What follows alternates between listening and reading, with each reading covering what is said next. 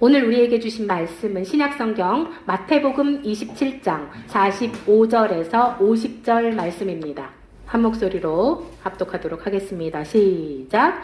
제6시로부터 온 땅에 어둠이 임하여 제9시까지 계속되더니 제9시쯤에 예수께서 크게 소리 질러 이르시되 엘리 엘리 라마 사박다니 하시니 이는 곧 나의 하나님 어찌하여 나를 버리셨나이까 하는 뜻이라.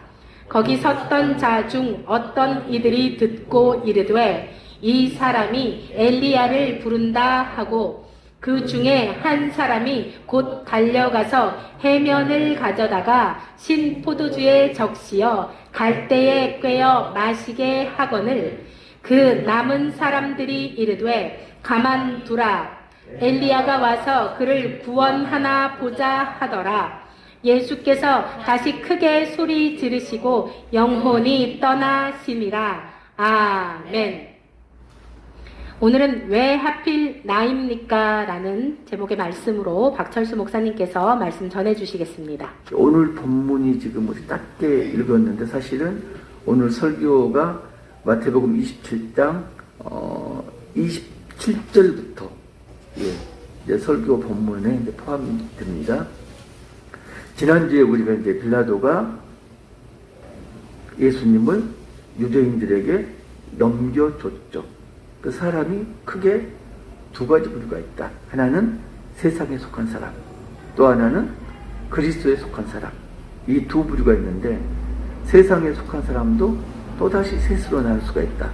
하나는 어떤 거죠? 자기 책임을 회피하는 자. 책임을 회피하는 자가 한 부류가 있고요. 또 한 부류는 뉘우치는 자. 가슴을 치고 뉘우치는 자. 그런 자가 있고요. 또 한 부류는 회개하는 자. 이게 세상에 속한 자인데 그 중에서 그리스도에 속한 자는 누가 되냐면은 회개하는 자만이 그리스도에 속한 자가 될 수가 있습니다. 그런데 회개하여서 그리스도에 속한 자가 되더라도 또 거기에는 세 가지 부류가 있다 말씀드렸습니다. 첫 번째가 회개한 그대로 있는 자 하나가 있고요. 그 다음에 오직 예수만 이런 부류가 있고요.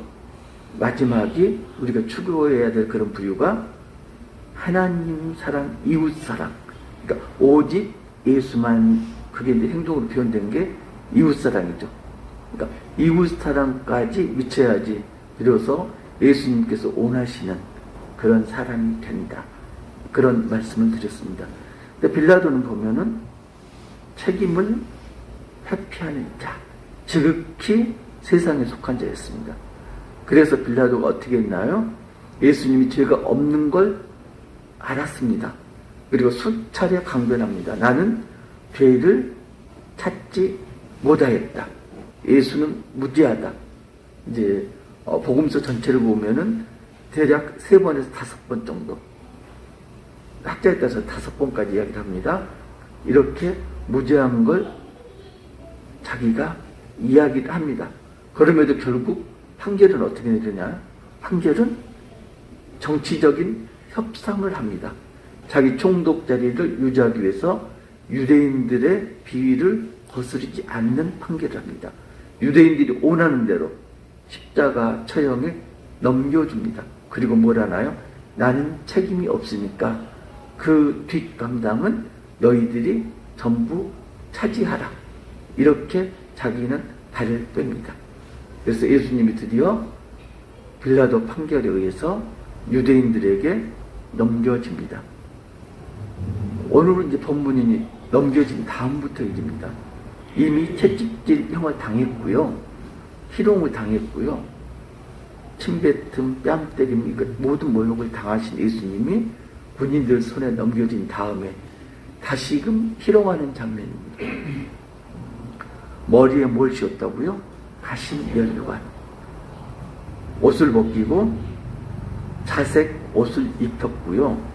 그리고 갈대 지팡이를 손에 쥐었고, 이게 무슨 뜻인가요?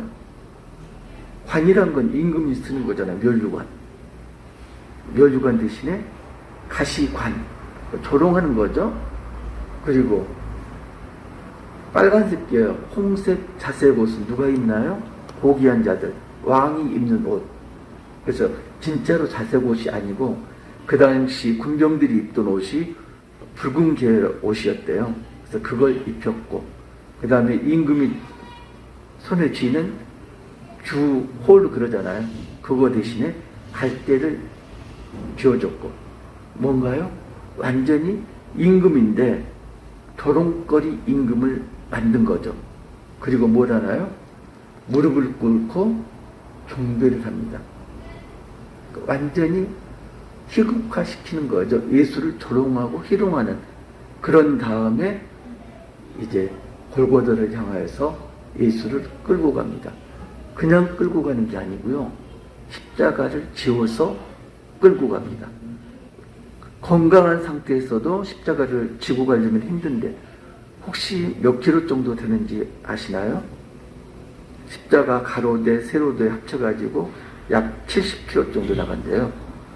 근데 가로대는 골고다 언덕에 이미 심어놨고, 세로대는 가로대만 짊어지고 가는 거예요. 그러니까 이 가로대 무게가 한 30kg 정도. 그래도 작은 무게가 아니잖아요. 쌀 한 푸대가 얼마죠? 20kg인가? 그것도 들기 힘들잖아요.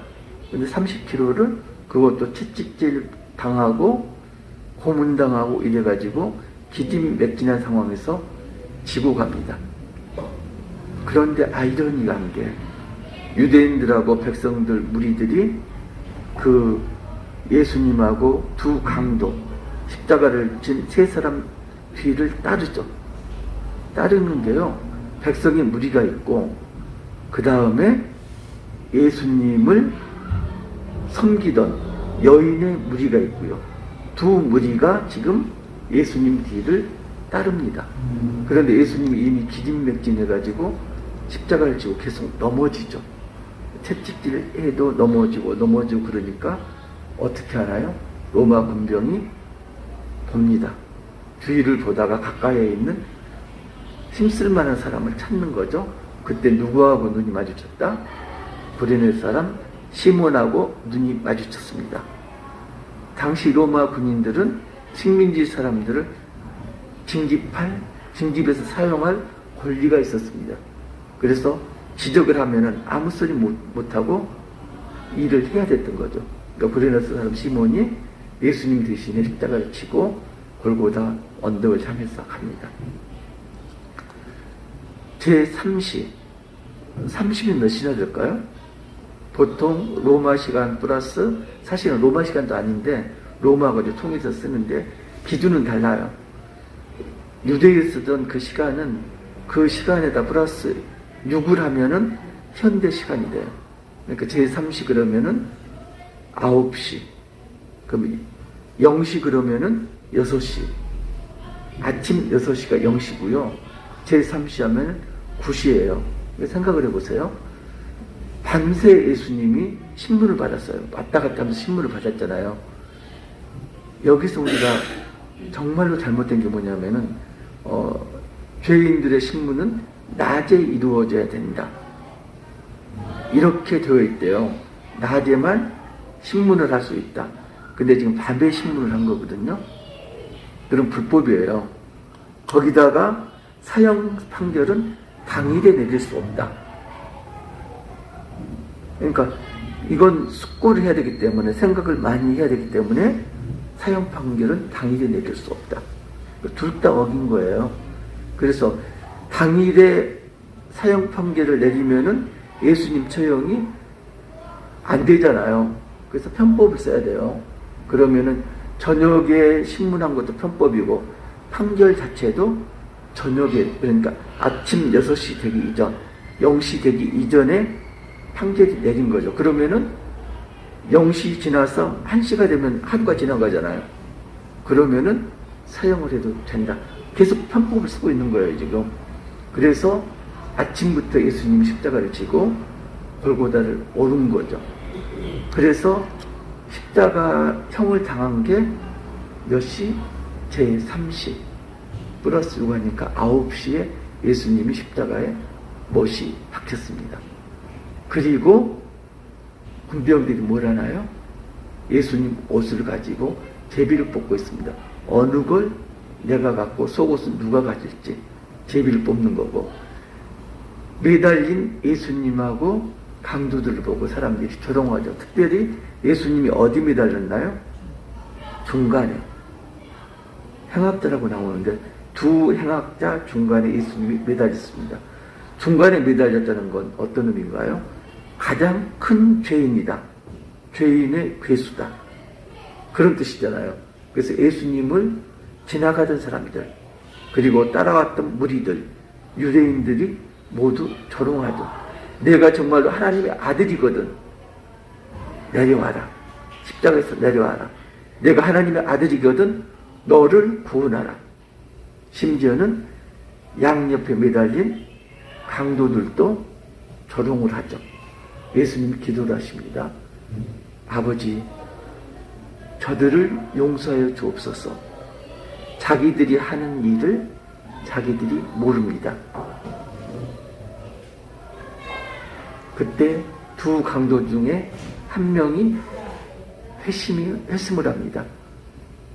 한 강도는 여전히 예수님을 조롱하는데 한 회심한 강도가 이야기합니다. 우리는 죄를 지었으니까 벌을 받는 게 당연하지만 예수는 죄가 없다. 예수님이 뭐라고 답하나요? 오늘 내가 나와 함께 낙원에 있을 것이다. 결국 강도는 구원을 받습니다. 그리고 제6시, 그러면은 12시죠. 지금 시간으로 12시가 되었을 때 하늘이 어두워집니다. 온 천지가 암흑에 휩싸입니다.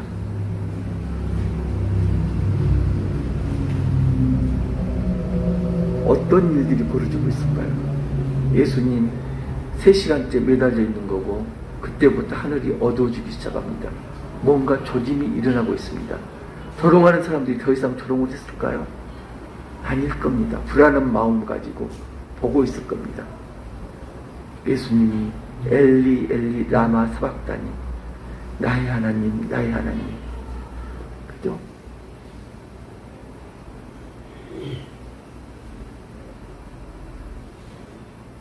예수님 말씀하시고, 그리고 다 이루었다.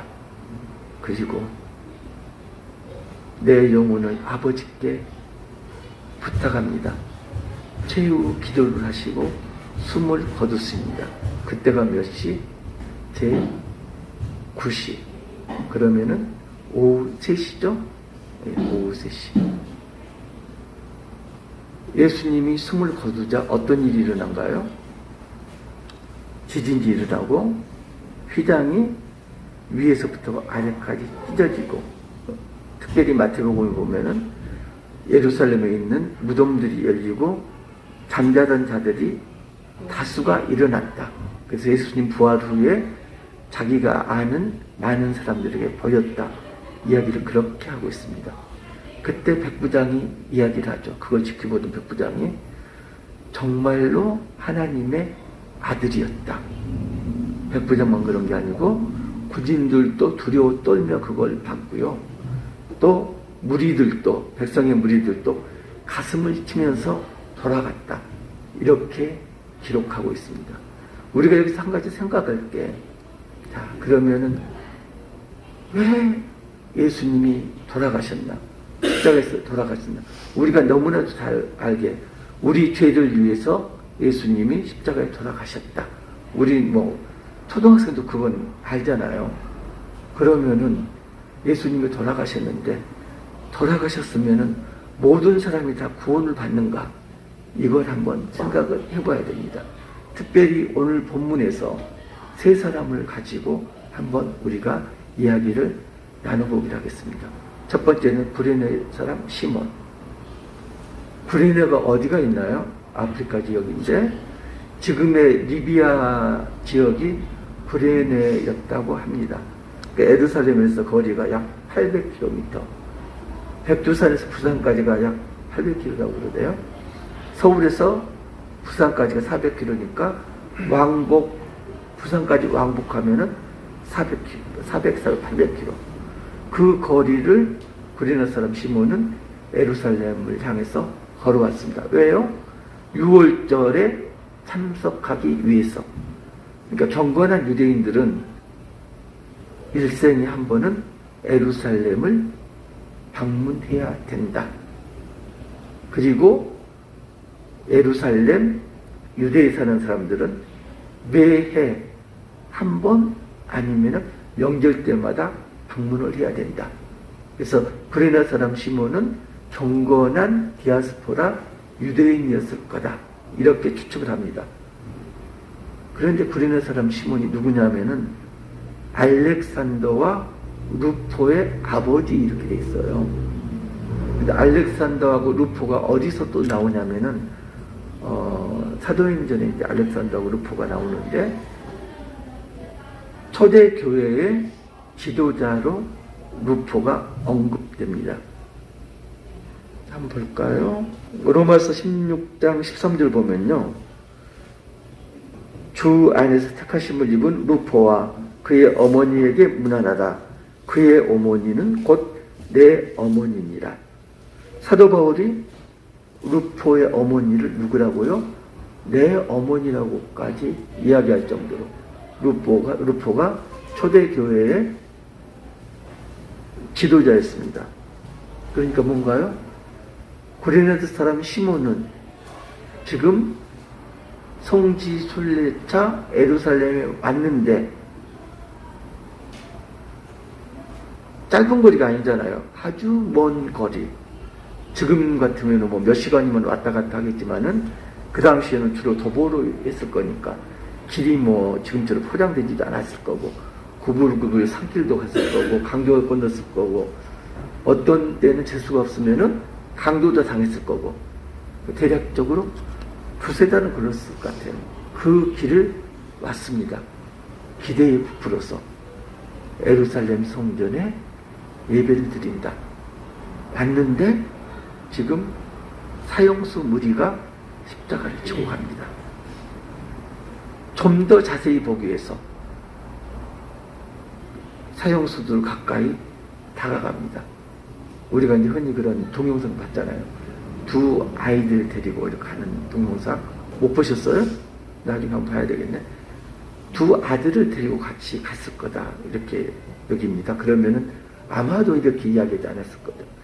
너희들은 하나님 백성답게 살아야 된다. 저렇게 죄인이 되면 안 된다. 죄인이 어떻게 생겼나 우리 한번 가볼까? 아마도 그래서 예수님 가까이 가지 않았을까? 그래서 로마 군병과 눈이 마주치지 않았을까?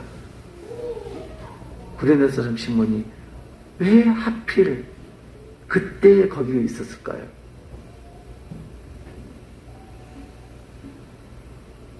그건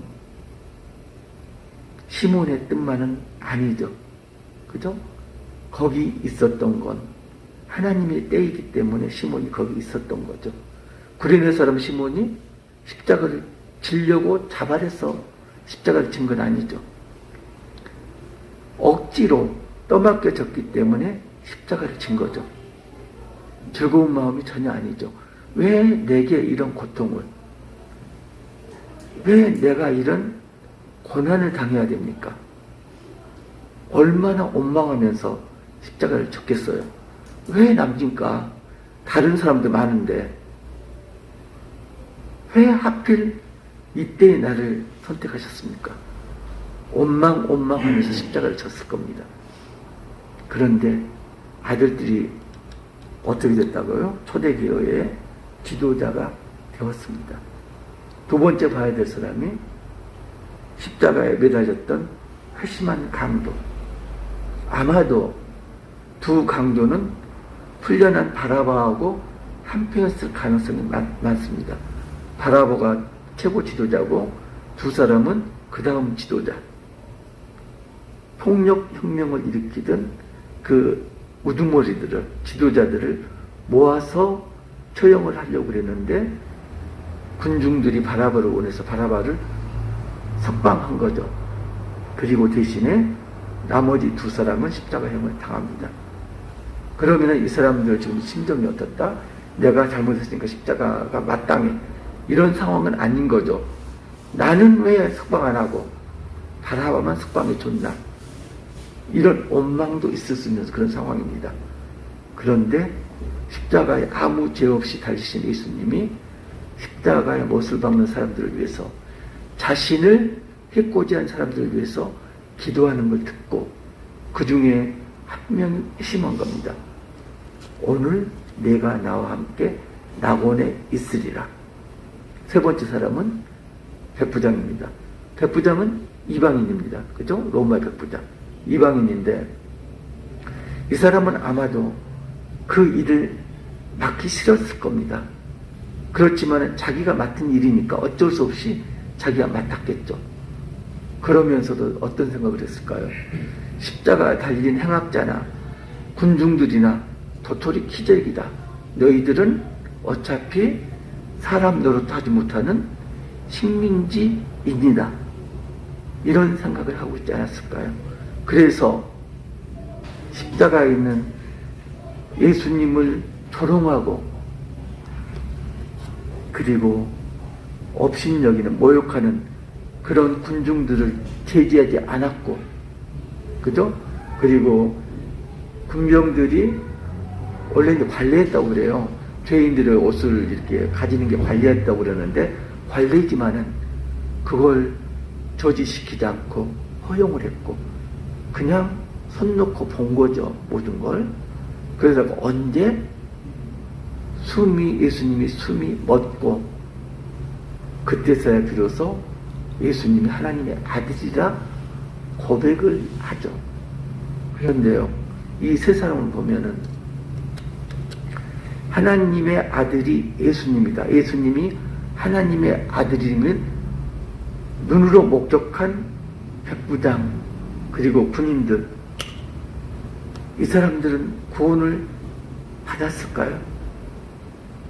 귀신들도 예수님이 하나님의 아들임을 고백했습니다. 그때는, 그 당시는 예수님이 살아계셨고 돌아가셨고 이 사람들이 생명이 그 후에도 유지됐기 때문에 회심하고 구원받을 수 있죠. 근데 시간이 지났습니다. 2000년이 지났습니다.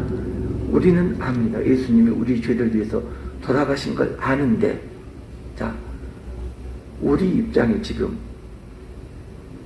시몬 입장인가 아니면은 회심한 강도 입장인가 백부장 입장인가는 한번 따져봐야 됩니다.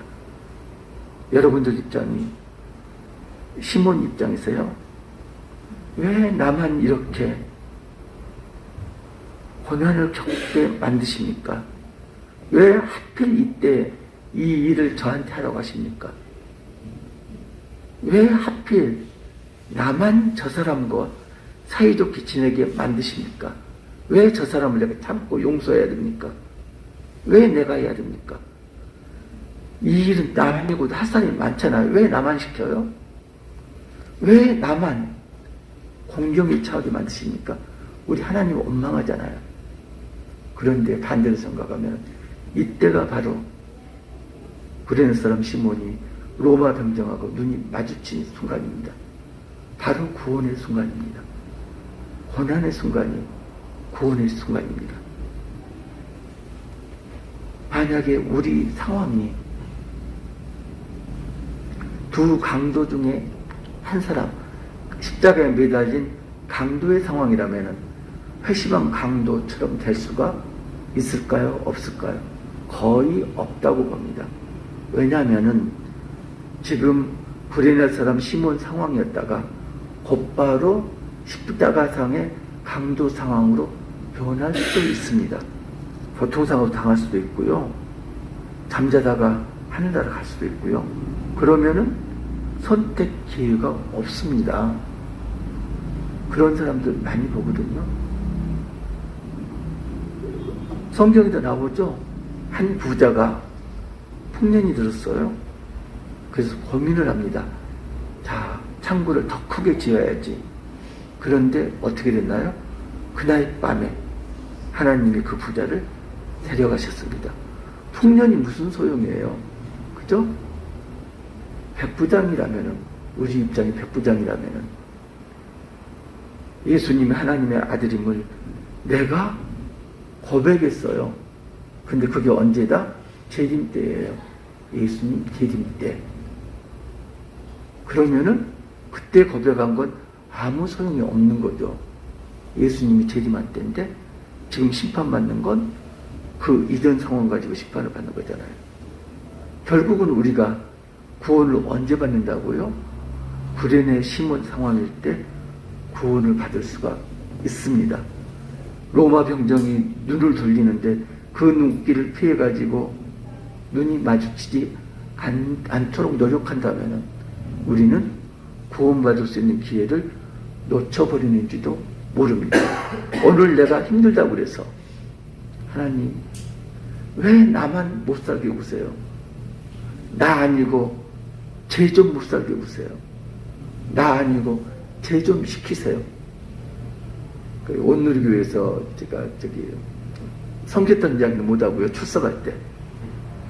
그때 이제 찬양 인도하던 목사님이, 여자 목사님이 재밌는 말씀을 하시는데 뭐냐면요. 선교사 파송하는 그런 이제 찬양인데 나 말고 쟤요. 선교사 파송하는데 나는 말고요. 얘 보내세요. 이렇게 이제 말씀을 하거든요. 그러니까 선교사를 파송하는 건 좋아요. 동의를 하는데 나는 말고요. 내 옆에 있는 A를 보냈어요. 이렇게 이야기를 하거든요. 내가 지금 구련할 사람 시몬인데 나 말고요. 내 옆에 있는 김 집사를 십자가를 지게 하세요. 저는 싫어요. 이런 게 지금 우리 모습은 아닌지 한번 생각을 해봐야 됩니다. 여러분들은 지금 어떤 상황이십니까? 왜 나만, 왜 하필 나에게만, 왜 하필 이때 나에게만 고난을 주시나요? 이렇게 하나님을 원망하고 계십니까? 지금 바로 이때가 구원받을 마지막 때입니다. 고난이 구원의 때입니다. 고난이 고난으로 끝나면은 그냥 힘들기만 합니다. 그러나 고난이 구원이라면은 그 고난은 힘들지 않고 우리가 즐겁게 감당할 수가 있습니다. 고난 주간입니다. 아까 여목사님도 말씀하셨는데 일주일 동안 내가 정말로 끊지 못했던 것 미디어도 있고요. 저 같은 경우는 도전을 받았던 게 지금은 아니에요. 전에는 책 보는 걸 도전을 받았거든요. 안중근에서 그랬잖아요. 하루라도 한다고.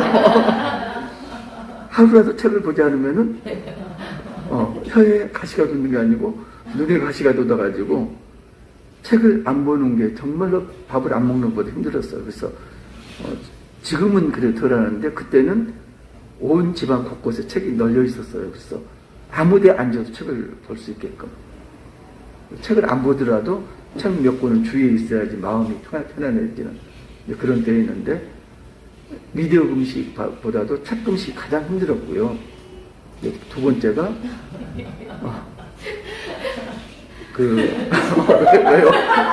왜요?